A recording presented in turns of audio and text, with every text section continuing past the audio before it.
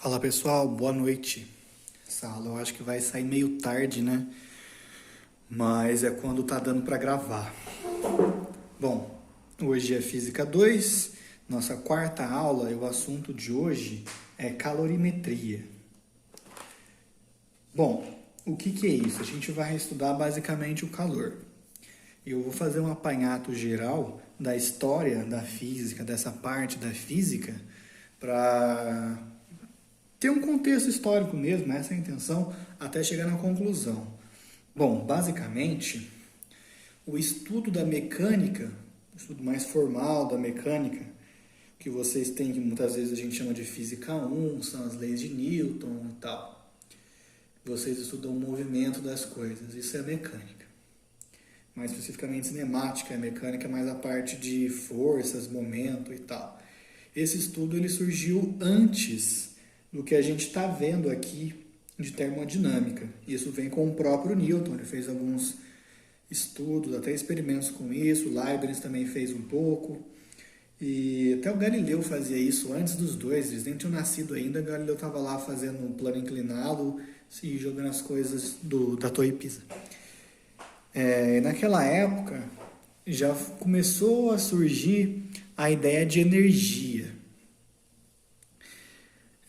O Newton estava mais com o pensamento no momento, até porque a força que ele definia era a derivada, a variação desse momento, e o Leibniz estava mais nesse conceito de energia, e aí os dois diferiam, porque quando você olha o momento associado ao movimento de uma partícula, não confunde o que eu falei, um momento em relação ao movimento de alguma coisa. Isso varia com a velocidade, enquanto que a energia cinética associada varia com a velocidade ao quadrado. Então, eles tinham esse atrito porque uma coisa era bastante diferente da outra, de uma interpretação semelhante, de um fenômeno parecido, e aí eles não concordavam muito. Enfim, nessa época já tinha então essa ideia de energia, e depois disso essa ideia foi mais desenvolvida e já começamos a usar a unidade de Joule para energia. Aí, muitos e muitos anos depois, durante o estudo da termodinâmica, a gente estava formulando o que poderia ser o calor, e aí a gente tem várias teorias da época, né? Muitas caíram, que tentavam explicar o que era esse calor. E entre elas, o Lavoisier, por exemplo, chamou de calórico uma substância hipotética que era um fluido indestrutível, invisível, praticamente indetectável, e ele ia preencher os poros dos corpos, ele ia fluir de um corpo mais quente para um corpo mais frio. É engraçado como que na nossa ignorância a gente sempre associa como causa do que a gente não entende alguma coisa invisível. É quase como uma criança, né? Tentando justificar uma coisa que aconteceu que ela não entende ou não quer também admitir que foi ela, como um ser invisível, né? Aqui na física a gente tem exemplos como o calórico, que é esse fluido invisível. Também temos em física 3, embora isso não é bem no colégio. O éter, que também era uma substância invisível que permeava o vácuo, que não era vácuo então, né?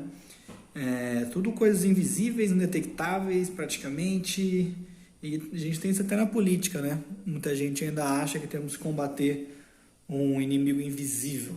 Quem será esse inimigo? Bom, voltando para a física, tinha um outro físico, o Robert Hooke, que é aquele da lei de Hooke, F igual a menos kx, quando você estuda uma mola, por exemplo.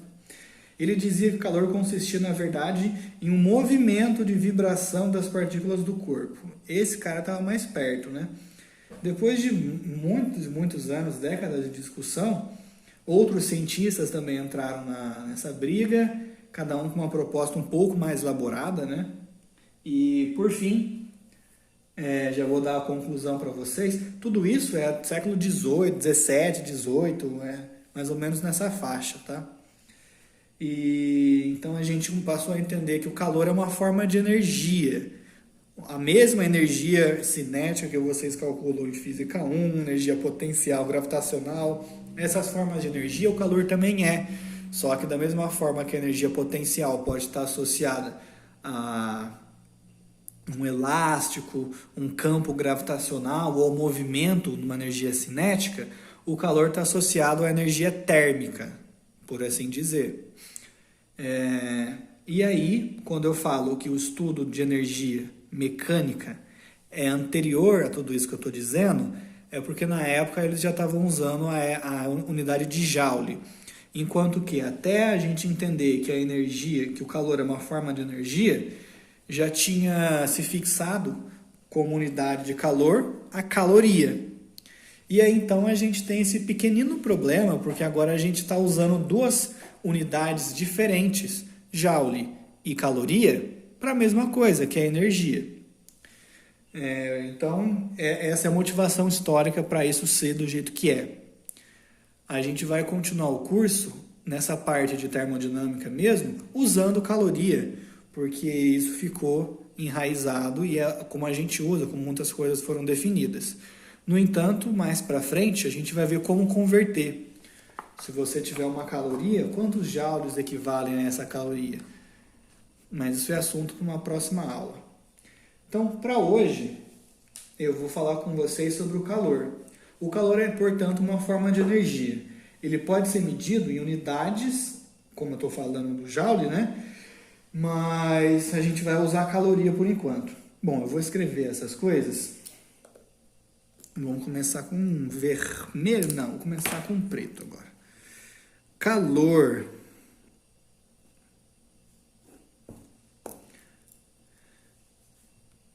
Vou fazer um pouco diferente hoje. Tentar ser um pouco mais dinâmico. Calor é uma forma de energia.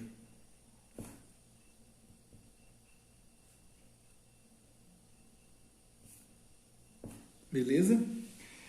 A gente vai usar, por enquanto, a unidade de caloria. E a gente escreve assim, cal. Simples assim mesmo. Tá bom? Então eu tenho um calor de 1 caloria, 2 calorias, 3 calorias. Não confundir com informações nutricionais que vocês podem ver em pacote de bolacha, de macarrão, sei lá. Porque essa caloria dos alimentos, na verdade, é 1000 calorias do que a gente está falando aqui. Então, se você... Opa, desfocou. Aí, acho que agora ficou bom. Então, se você olhar uma bolacha e diz lá que ela tem 20.000 quilocalorias, na verdade, não é essa caloria aqui. A do alimento é 1000 dessa, tá bom? Então, se ela está dizendo que é 1000, que é 20.000, você tem que fazer a conversão para ver quantas calorias que seria na unidade física. Beleza? Ou seja, não seria 20.000 calorias, seria 20 milhões de calorias. Ai, agora que eu não vou comer mais bolacha mesmo, imagina. Tá, e como que a gente define essa unidade de caloria? A gente define da seguinte forma. Uma caloria é definida como a energia necessária para a gente esquentar a temperatura da água em 1 grau Celsius, de 1 grama dela, entre 14,5 e 15,5 graus Celsius. Nossa, tem que saber tudo isso? Não, não precisa, mas eu vou passar para vocês, porque conhecimento nunca é demais. E, bom, se vocês tiverem no caderno é melhor do que vocês não terem, né? Então, calor... Como é que eu vou escrever isso aqui, hein? Assim. Definimos a caloria como a energia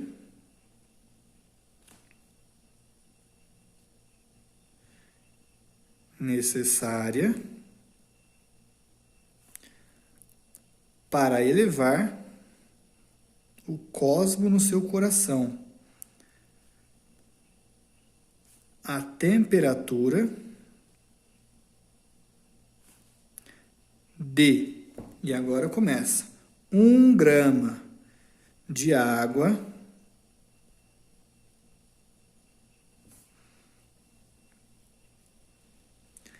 em... Bom, esse eu acho que nem precisa, na verdade. A temperatura de 1 grama de água, dá para usar o D aqui. De 14,5 graus Celsius a 15,5 graus Celsius. Tá bom? Essa é a definição de uma caloria.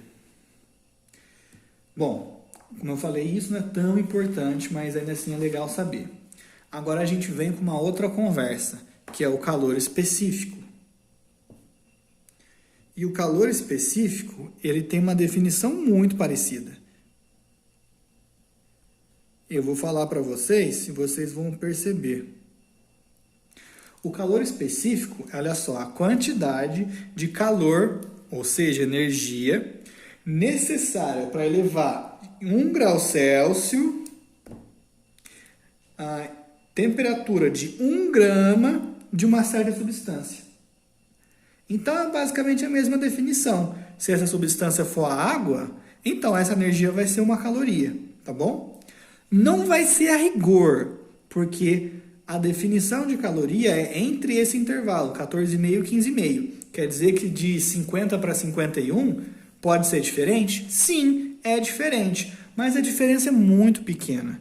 Por exemplo, entre 0 graus Celsius e 1 grau Celsius, a energia necessária para elevar essa temperatura de 1 grama de água é 1,008 calorias.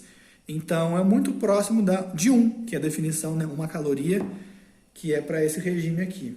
Tá bom? Então, é por isso que a gente costuma dizer que calor específico é constante. Na verdade, não é, mas ele muda muito pouco. Se a gente for olhar variações pequenas de temperatura, não é pequena meio grau, não. Pode ser 50, 100 graus, muitas vezes. Vai mudar muito pouco, então você pode considerar constante, tá? Então agora eu vou definir de novo aqui o calor específico. Ele é... era para estar em azul, né? Ele é a quantidade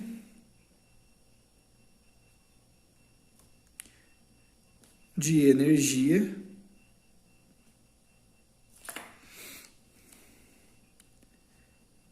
necessária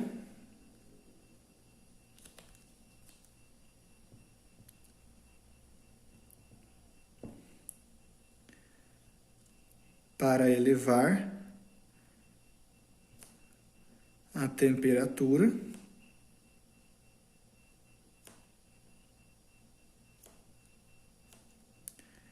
de 1 grama em 1 grau Celsius de uma dada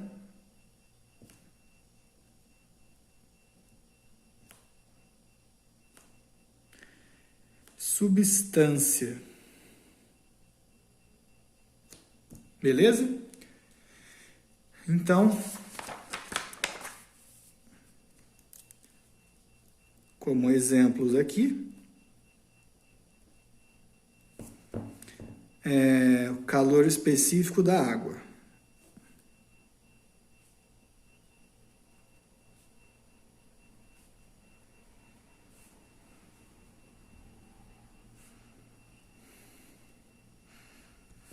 A gente usa a letra C para calor específico. Mas que saco, perdeu o foco de novo. Aí.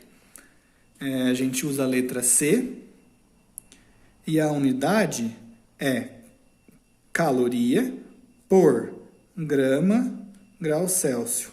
Essa barra aqui que eu falei por é porque é uma divisão, tá? Então, muitas vezes, vocês podem ver caloria, grama menos 1, grau Celsius a menos 1. Quer dizer que eu estou dividindo por grama e por grau Celsius. Beleza? Eu vou dar mais um exemplo. Eu acho que eu tenho aqui um outro valor. Agora eu vou abreviar. Calor específico do gelo. C do gelo é igual a meio caloria por grau Celsius. Tá bom? Então, a água é 1, gelo é meio. Agora há pouco eu dei uma aula também sobre isso, onde a gente usa o do cobre. E é 0,092 calorias por grau Celsius. Então, cada material tem um valor diferente para calor específico, e é por isso que ele chama específico, porque é para essa substância, tá bom? E uma outra coisa, que é o que eu vou dizer agora, é o seguinte. Como eu falei, aqui o calor específico ele diz respeito a uma certa substância, mas existe uma outra grandeza que também leva em conta a quantidade dessa substância. E essa grandeza é a capacidade térmica.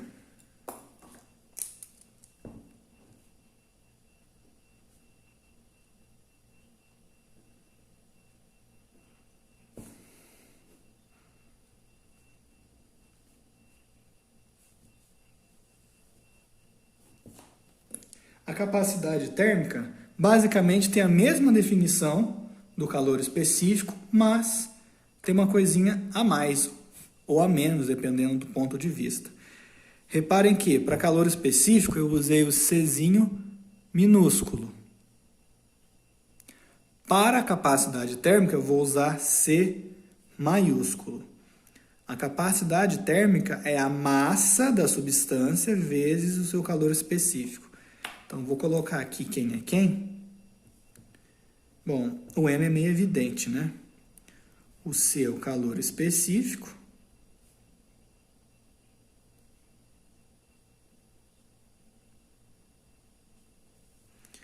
E o Czão é a capacidade térmica.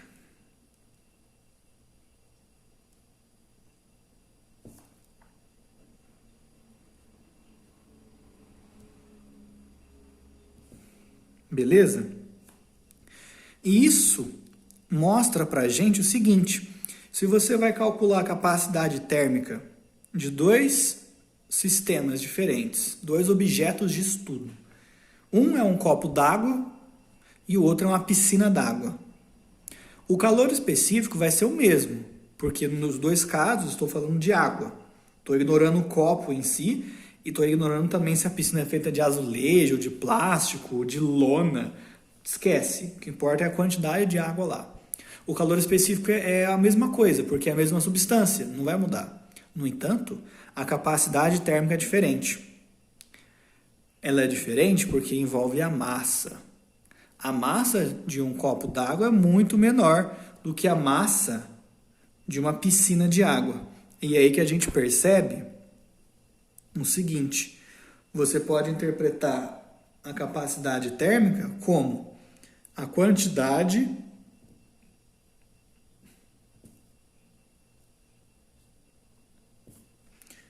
de calor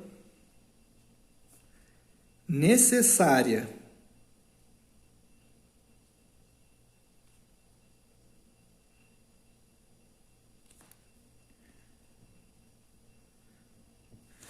para elevar em 1 grau Celsius a temperatura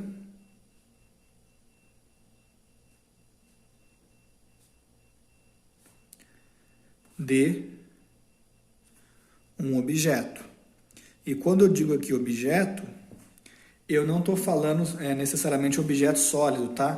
Pode ser um objeto líquido, como a água, ou pode ser um objeto também gasoso, como vapor de água, ou qualquer outro gás aí, tá bom? Não tem que ser um objeto no sentido de palpável, de você conseguir pegar. Então aí fica mais evidente, né? Aqui a gente não tem o lance de 1 grama, e é por isso que a diferença é tão gritante. Quando você tem que ver a energia necessária para você levar em 1 grau Celsius a temperatura de uma piscina. É mais fácil esquentar em 1 grau Celsius a temperatura de uma piscina de água ou de um copo de água? De um copo de água. Isso porque a capacidade térmica dos dois é diferente, justamente porque a capacidade térmica você está olhando para o sistema como um todo e não apenas para a substância. E a unidade de capacidade térmica é a unidade de calor específico, caloria por grama grau Celsius, vezes massa. Então, a gente vai cortar a grama ali. Vai ficar, então, caloria por grau Celsius. Belezinha? Bom, o próximo passo é a gente conversar das formas de calor que a gente tem.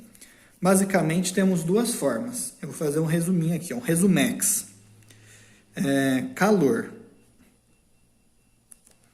Temos uma forma, que é o calor sensível.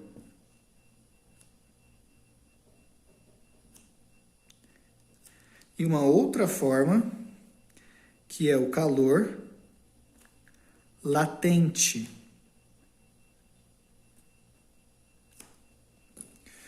Qual que é a diferença entre esses dois? O calor sensível, nós temos variação de temperatura. Ou seja, alguma coisa está esquentando ou esfriando, tanto faz. Variação de temperatura. No calor latente, nós não temos isso. Nós temos, vou fazer outra cor então, mudança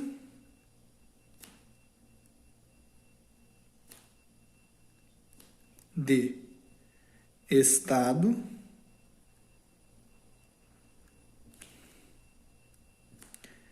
de agregação.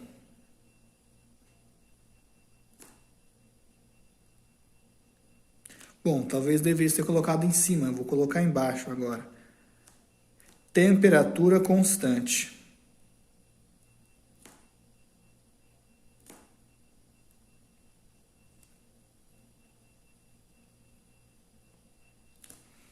Beleza? E no sensível, o que a gente tem, aqui acabou ficando trocado, né? Mas vai dar para entender. É a variação de temperatura e nós não temos mudança no estado de agregação. Eu não quero escrever tudo isso, então vou colocar mesmo estado de agregação. Mesmo estado de agregação. Aí. Belezinha? Continuando aqui.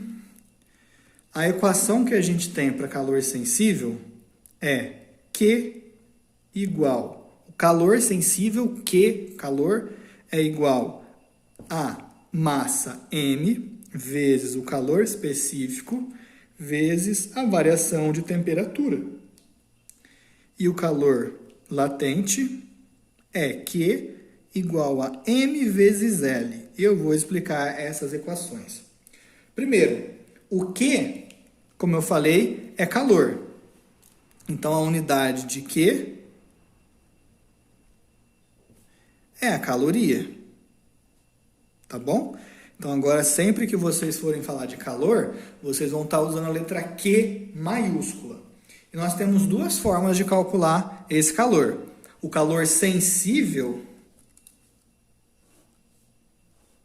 a gente calcula através de MC ΔT. E o calor latente, você calcula através de Q igual a NL. Eu vou falar um pouco melhor agora sobre eles.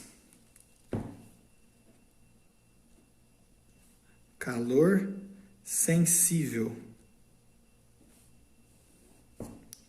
Então, você tem Q, que é igual a MC ΔT.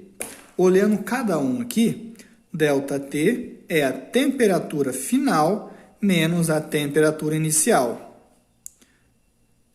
Tipicamente, a gente pode colocar em graus Celsius ou Kelvin. Por que ou? Simples, aqui é uma diferença de temperatura. Como a gente viu em termometria, quando a gente sobe 1 grau Celsius, a gente também sobe 1 Kelvin. Então, aqui tanto faz. Você pode colocar em Kelvin ou em graus Celsius, mas é uma diferença, por isso que pode acontecer isso. Mas justamente por ser uma diferença, os dois têm que estar com a mesma unidade. Não vale um em graus Celsius e o outro em Kelvin. É os dois em Kelvin ou os dois em graus Celsius. Escolhe, se decide. O C é o que a gente já viu, de calor específico.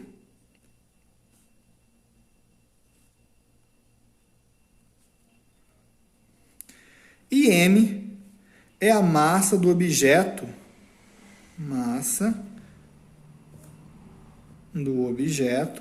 do corpo, da substância, que está absorvendo calor ou cedendo calor. E é aqui que vem uma coisa importante. Esse calor, ele pode ser positivo ou negativo. Porque a massa... Bom, vou colocar aqui as unidades todas, né?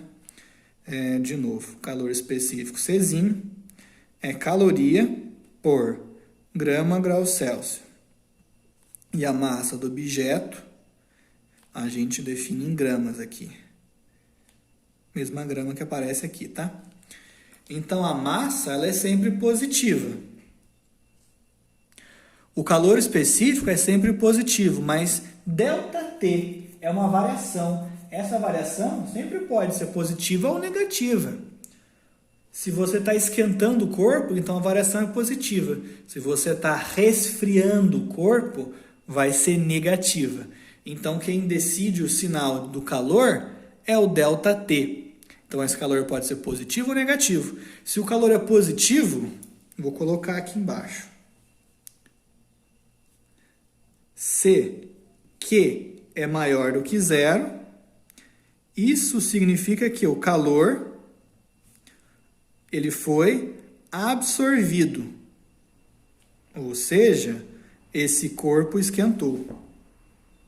Agora, se o calor for negativo, isso significa que o calor foi cedido. Ou seja, esse corpo desprendeu o calor, passou para um outro corpo e ele, portanto, esfriou. Tá bom? E a gente não vai mexer no calor sensível, como eu disse, com mudança de estado de agregação. Então, não vai ter calor sensível quando o gelo derrete ou quando a água congela ou quando a água vira vapor. Aí é outra coisa. Que outra coisa? O calor latente, que eu já vou explicar logo a seguir. Então, se eu quisesse, por exemplo, calcular quanto calor ou energia é necessário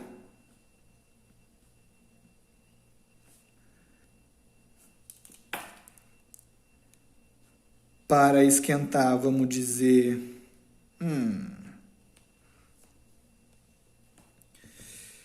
pode ser 1 quilo de água em 50 graus Celsius. E a resposta é muito rápida. Q é igual a mc ΔT.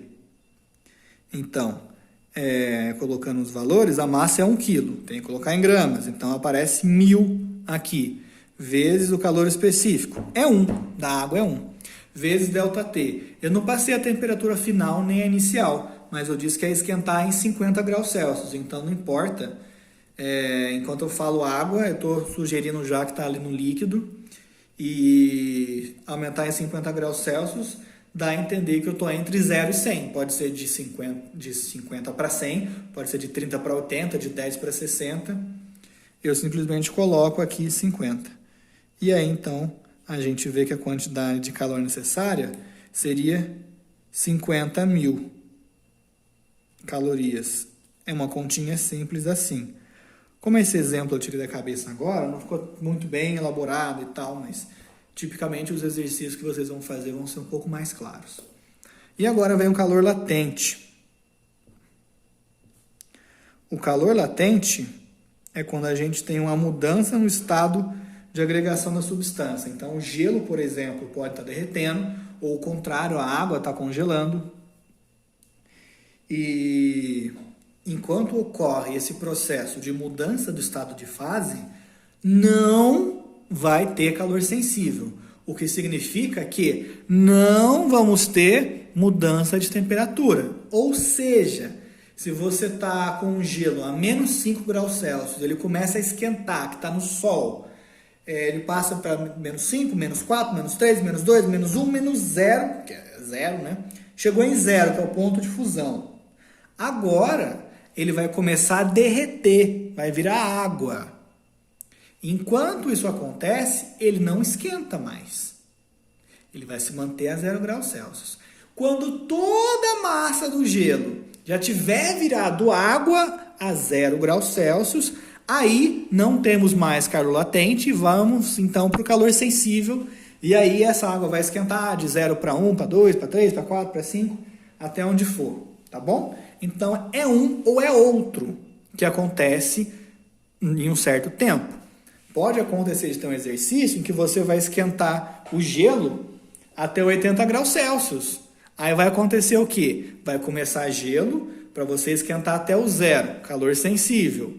Aí depois, no 0, você vai ter que derreter o gelo, calor latente. Aí virou água. Aí vai ter calor sensível de novo para esquentar. Então, no mesmo problema, pode ter os dois para a mesma substância, mas são em etapas diferentes. Beleza? Bom, como eu já tinha mostrado, a equação para o calor latente é Q igual a ml. O Q, obviamente, é o calor, né? O M, obviamente, é a massa e o L é a novidade. Vou colocar aqui. Ele é chamado de calor latente D. E agora a gente pode ter fusão, se for o caso do gelo fundir, ou então a gente pode ter vaporização, que é quando a água está sendo vaporizada, que também vale para o contrário, quando o vapor está se condensando e virando água novamente, tá bom? E aí o L, ele é medido em calorias por grama. Não temos o grau Celsius porque não muda a temperatura, tá bom? E essa massa aqui é o que faz a maior parte das pessoas errarem os exercícios, porque não é a massa do corpo inteiro, ela é a massa que está mudando o estado de agregação. Ué, mas não é o próprio corpo? Imagina o seguinte, imagina que você colocou gelo numa caixa de isopor e vai para a praia. O gelo está lá, sei lá, menos 2 graus Celsius. Vai chegar a 0 eventualmente, começa a derreter. Só que aí você, quando abre a caixa, você vê que tem água e tem gelo. E antes só tinha gelo. Então o que aconteceu é que na hora que você olhou, talvez não tenha dado tempo ainda de ter derretido tudo. Então apenas uma parcela da massa total de gelo, vamos dizer que você colocou 500 gramas de gelo, mas derreteu metade. Então você tem 250 gramas de água e 250 gramas de gelo. Aí nesse caso, a massa que você coloca aqui é a massa que derreteu. Então esse M não é necessariamente a massa total. Só vai ser quando todo esse corpo, esse objeto, essa substância tiver mudado o seu estado de agregação. Se não tiver mudado o estado de agregação, vai ser uma parcela, pode ser 1%. E aí você vai colocar só essa massa pequena, tá bom? Então eu vou colocar essa observação aqui. Massa que muda de fase. Tá bom? E o tio vai dar exemplo também.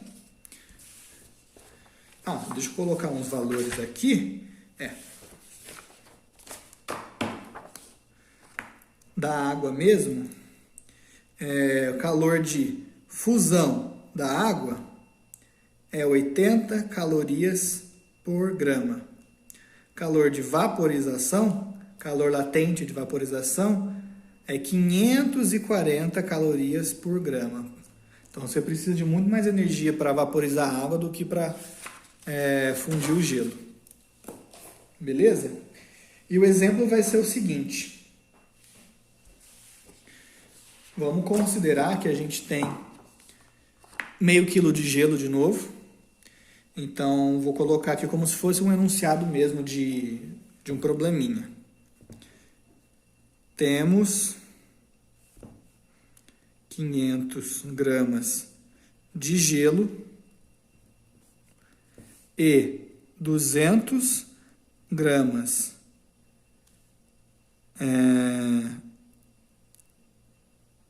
se tornam água, eu não vou elaborar muitas palavras aqui.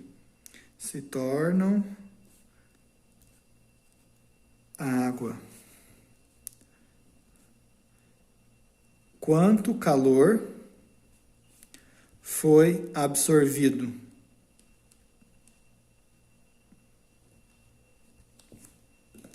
E aí vocês usam a equaçãozinha, Q igual a ml. Uma coisa importante também, aqui a massa vai ser sempre positiva, a massa é sempre positiva, mas o L, a gente define o seguinte, quando a substância absorve calor, ou seja, o gelo derrete, está num estado mais agitado, o L é positivo e vale lá os 80 que eu falei para vocês. Se fosse o contrário, a água que vai congelar, aí esse calor ele vale menos 80. E aí esse calor latente, o L, vale menos 80. Portanto, o Q vai ser negativo. Tá bom? É só uma forma que a gente tem para diferenciar o Q quando ele é positivo ou negativo. Belezinha? Então vamos colocar aqui. Q é igual a massa. Qual massa? 500 gramas de gelo? Não, 200 gramas, porque foram esses 200 gramas que derreteram, vezes o 80, que é o calor latente de fusão da água. E aí, a conta é imediata, né? Q igual a 2 vezes 8, 16. E tem 3 zeros? 16.000 calorias. Tá bom? E é assim que funciona calor latente e calor sensível. Vou passar alguns exercícios para vocês assim que der. Não consegui fazer a lista da aula que eu postei hoje ainda, né? De Física 3, que era para ter postado ontem, mas não deu. Não consegui elaborar a lista ainda. E essa aqui também agora, meia-noite que eu vou postar isso, também não vou conseguir elaborar. Mas assim que der, eu vou postar lá nos comentários. Beleza? Então é isso aí. Como eu sempre digo, por hoje é isso. Ah, não errei, por isso é hoje! Sorry! E é isso aí. Então, agora eu fiquei triste. E até mais para vocês. Bom final de semana.